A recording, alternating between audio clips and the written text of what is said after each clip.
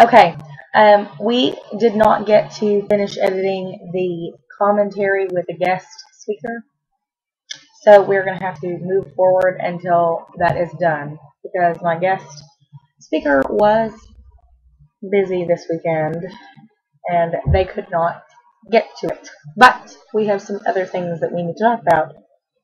Number one, James Scott was interviewed by Michael Fairman for Soap Opera Digest, which will be on stands pretty quick. Let me read that excerpt. I think a lot of people need to hear it. Some of you are just flat out pissing me off. I'm going to be honest. What in the fuck am I doing? There it is. Okay.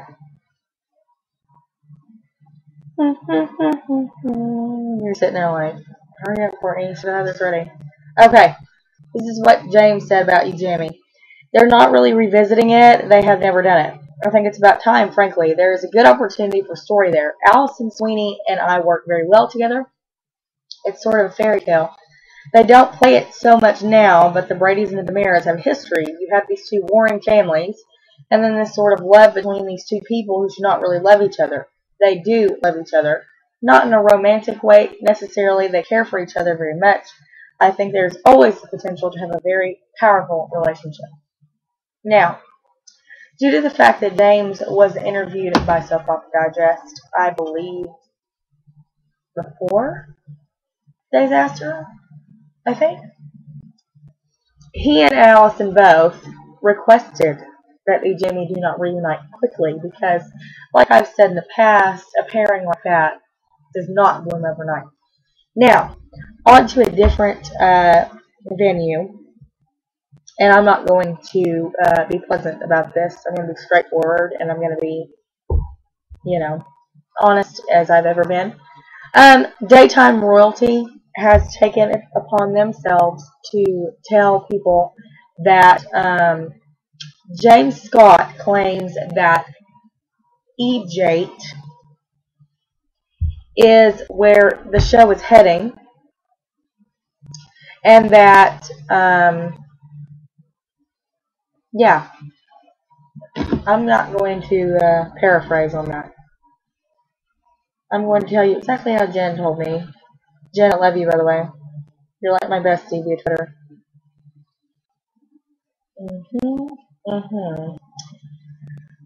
Oh, they're saying that James said that from the interview, the Ejami isn't being reunited, that it's EJ that the story's heading to. That's exactly what it said. Apparently James said that EJ are perfect together, and that's where things are heading. Maxine switched the babies with, whatever. I don't give a fuck. Okay. Let me just say, if you're going to get on the internet and talk about something, spout it as news. Let me just get that across the table. If you're going to tell a group of people who listen to me, who listen to Ryan, who listen to Jen on Twitter, who listen to a lot of us on Twitter, and you have the audacity to get on there and spout lies? Do I do well with lies, people? No, I don't. James Scott said, Ejami is where we're headed. Now, let me say this also. And I'm not trying to be mean. I'm trying to give it to you the way it is.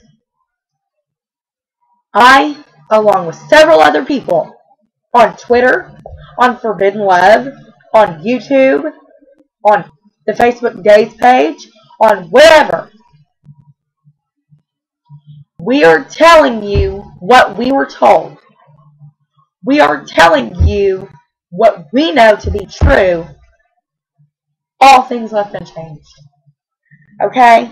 Now look, I understand that you're worried. I understand that you want EJ and Sammy back together on the show. getting on Twitter, Forbidden Love, YouTube, whatever the fuck you get onto, and you replay the same negative fucking comments, we don't want to talk to you when you act like that. Okay? I'm going to be flat out honest with you. I don't want to talk to you when you ask my opinion. Then you spin it into some negative ball of fucking yarn that you roll across the fucking room and everybody fucking grabs onto it and starts pulling. God damn it. Stop doing that. Or I'm going to take the ball of yarn and shove it up your ass. Stop. We are working hard to give you what you want. Okay? This is a second job for me. Okay? This has become a job. This isn't a hobby. This is a job. Okay? I have people relying on me too. I understand there's a lot of angst right now. You can either believe me or not. At this point, I don't give a shit. And I'm not aiming this at anybody that has the typical concerns, okay? If you're like, I really, am worried about this. I get that. We're all worried about it. But when you get on there and repeat yourself over and over and over again, and then come to us and say, oh my God, tell me what's going on. Tell me, oh my God, I'm flipping out because I'm so worried things aren't going to work out. I'm gonna leave the show. Then go away. Go away and we'll enjoy Ejami when they come back. And I have already made this promise that when Ejami is reunited, I think some of you owe me and a bunch of other people apologies for the attacks, for the long-ass tweets about, I'm so upset, blah, blah, blah, blah, blah. We know you're upset. We're working on trying to make you not upset. Okay? Fuck. That's all I have to say about that. Ejami is coming. I promise. Don't ask me again. They're coming. Okay? I love you guys. I'm sorry. Not every one of you that do this to me, but it's a handful of you that I just want to beat the shit out of. I feel good about getting that out. Now, it's going to be okay. If you haven't seen the promo for next week, which is my birthday, it's October 15th. It's my birthday on Monday. Wish me happy birthday or fuck you. Go on NBC.com on the day's page and watch the weekly preview. Safe as. So, there's birthday present to me. I love that they did that for my birthday week. So, that's all I have to say. This was a pretty long video. I didn't mean to make this one this long. So, if you have not subscribed yet to my channel, and you're still like watching my channel, but you're not subscribing, what's wrong with you?